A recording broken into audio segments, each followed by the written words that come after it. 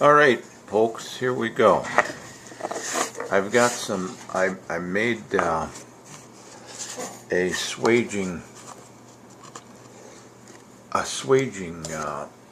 rig, whoops, for 9mm. It makes 375 bullets.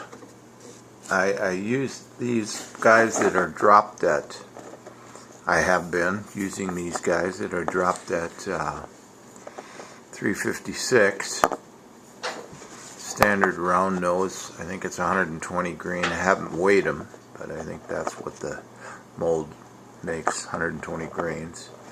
Now this is what I use for core, and the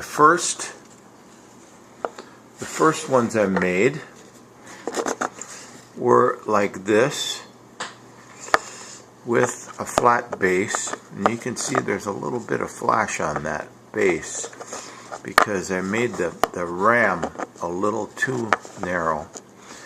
The ram is 351 on there, I think, or 350. And this one here, yeah, flat base.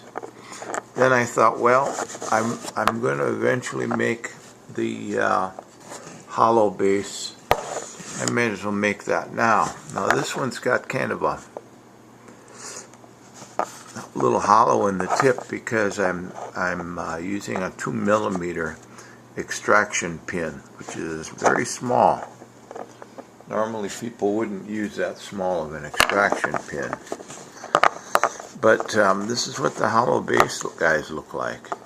This was the first one, and I set it a little deep. And this was pretty much straight lead. And this guy here is about 16 to 18 BHN. And it swages them pretty good. I've got some more here. What do they do with them? Huh.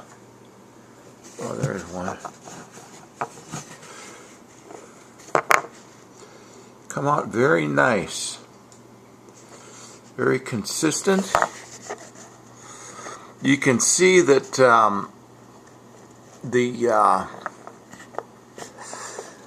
the grease groove and the crimp groove are not quite swaged out completely, which doesn't bother me.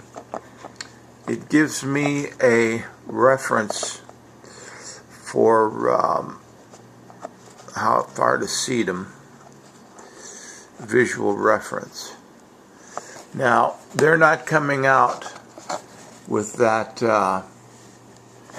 indentation in the front anymore. Where's the focus? See, there's a little bit of flash on there, but oh, that's that first one I did. But you can see the results are pretty darn good. I'm very happy with it. The whole thing, I mean, these are real easy to make. I mean, real easy to make. I can make these dies. Oh, now that I have the tip cutter made, I can crank out these dies pretty easy. Now, I'm going to take the magnifying lens off of there and take a few pictures of my swaging setup here.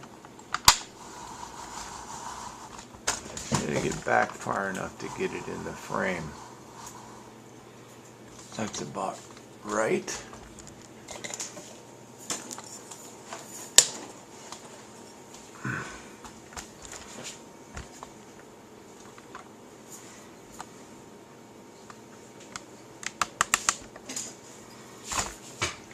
I wish I could get, I guess you guys can see that okay. This is the Lee Classic Cast. It doesn't have the quick change thing. But I'm just going to assume you guys can see, and I'm going to go ahead and squish a couple. I'm only going to do a couple because I don't know if this is set right either. But I'm only going to do a couple because I want to powder coat these first. These things are no good without powder coating. I got the ones I made are going to get remelted. So we get up there. I hope this is set right. It takes some pressure with these. Yeah, that's set too deep. It takes some pressure with these hard lead, and you would need a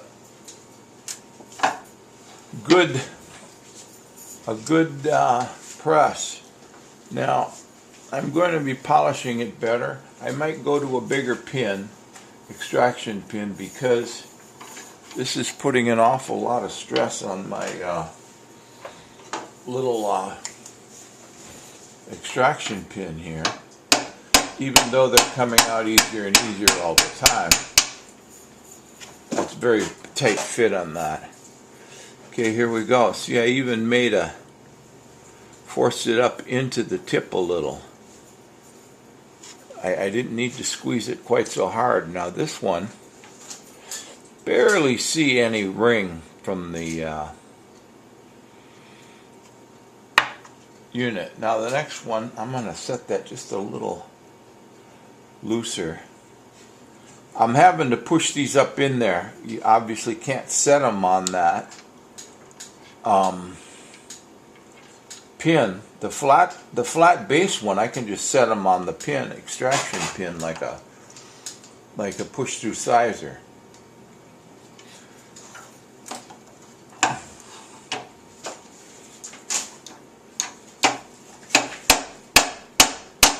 got to be careful with this extraction pin because it's drill rod and it'll shatter on me. There's another one that has a little. I have these guys mixed up. Some are soft and some are hard. This is, I think, about a 9 BHN, and you can see the extraction pin went into it a little bit. But they come out really, really nice. They're a very nice unit. Those are going to be nice guys. Now this is, I'll show you the befores and afters here for size. See, they're a little longer because of the hollow base. There you go.